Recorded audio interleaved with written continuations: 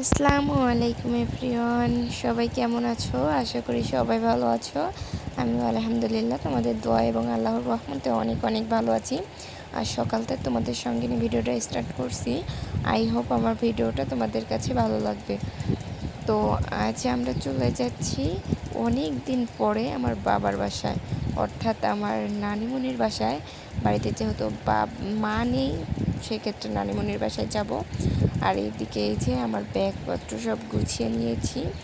শুধু আমি একা যাব না, আমার সঙ্গে আমার হাজব্যান্ড, আমার দেওর, আমার ননদ আর তার সাথে আমার ছোট্ট মেয়ে যাবে। আর এদিকে আমরা সবাই রেডি, অথচ আমার মেয়েকে কেউ রেডি করাতে পারতেছে না। তাকে প্যাম্পাস পরাইতে লাগলাম, প্যাম্পাস পরবে না গরমে, শুধুমাত্র একটা প্যান্ট পরবে, জামাও পরবে না। সে অনেক চেষ্টা করে, আমি যেহেতু পারিনি সেক্ষেত্রে তার চাচুর কথা সে শোনে, তাই তার চাচুর কাছে তাকে সবকিছু দিয়ে গেছে সে পরে। তাহলে আমরা চলে যাই, তুমি থাকো। আসো কে, আসতেছো কে? জামা কাপড় পরা নাই, কিছু নাই।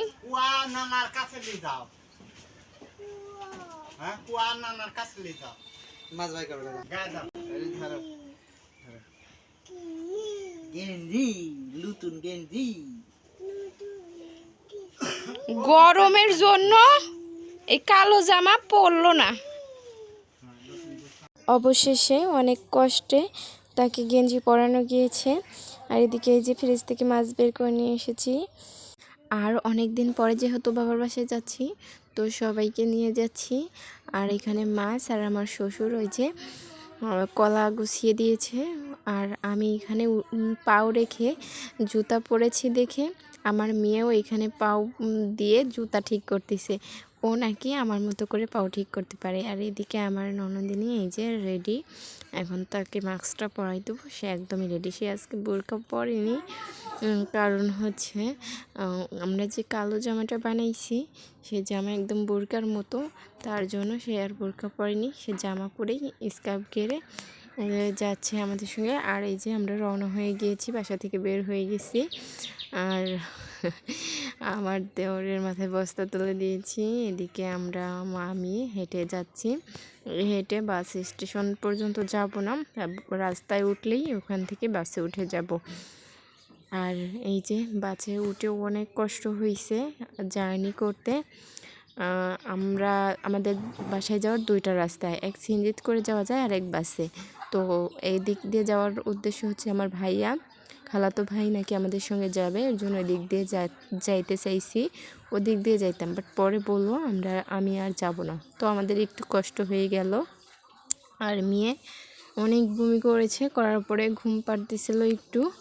আর এদিকে এই যে বাইরের পরিবেশ, তো যাচ্ছি, বসে আছি, তাও আপনাদের সঙ্গে একটু শেয়ার করলাম। ছোট বাচ্চা নিয়ে জার্নি করাটা খুব কষ্টের।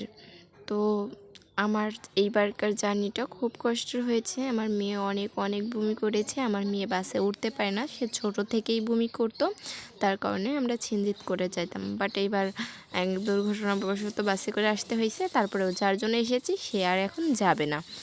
তো প্রথমে যদি সকালে যদি বলতো যাবে না, তাহলে আমরা ছিনজিত করে যাইতাম, কিন্তু সে আমরা বাসে ওঠার পরে বলেছে যে যাবে না।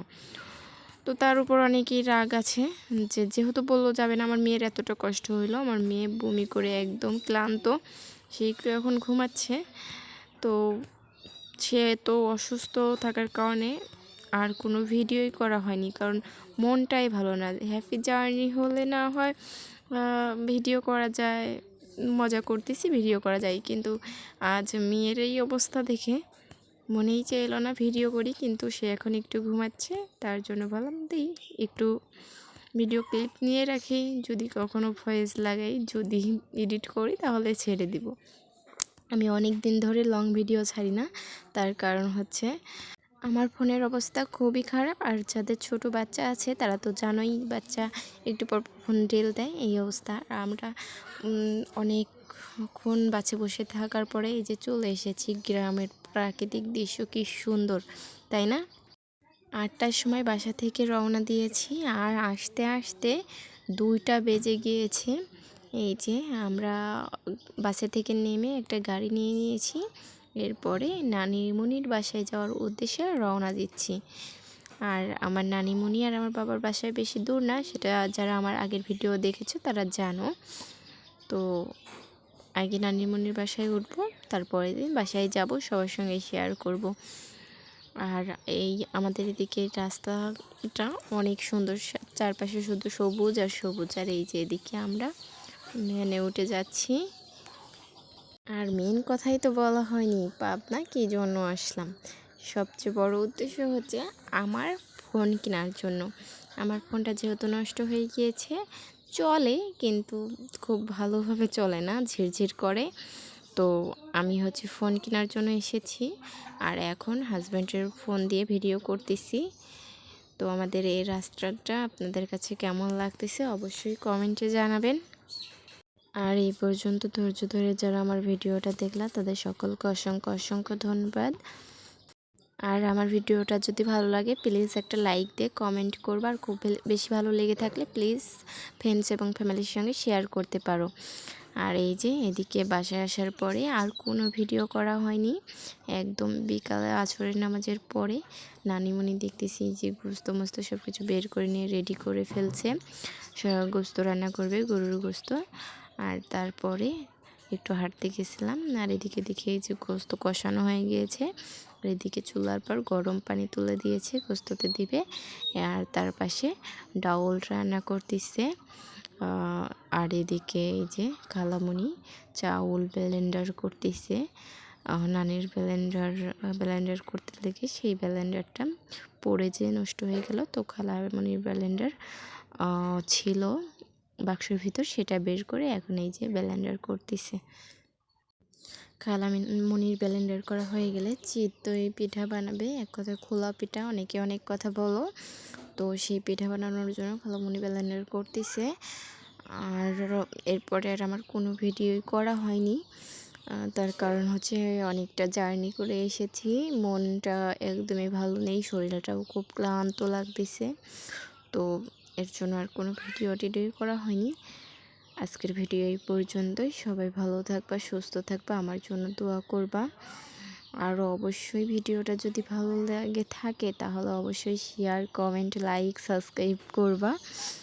সবাইকে অসংখ্য অসংখ্য ধন্যবাদ আমার ভিডিও দেখার জন্য। আর এইবারের ভয়েস দেওয়াটা একটু অগোছালো হয়েছে, কেউ কিছু মনে করবেন না, কারণ খুব তাড়াহুড়া করে দিয়েছি এর জন্য। আল্লাহ হাফেজ, সবাই ভালো থাকবা, সুস্থ থাকবা। আসসালামু আলাইকুম।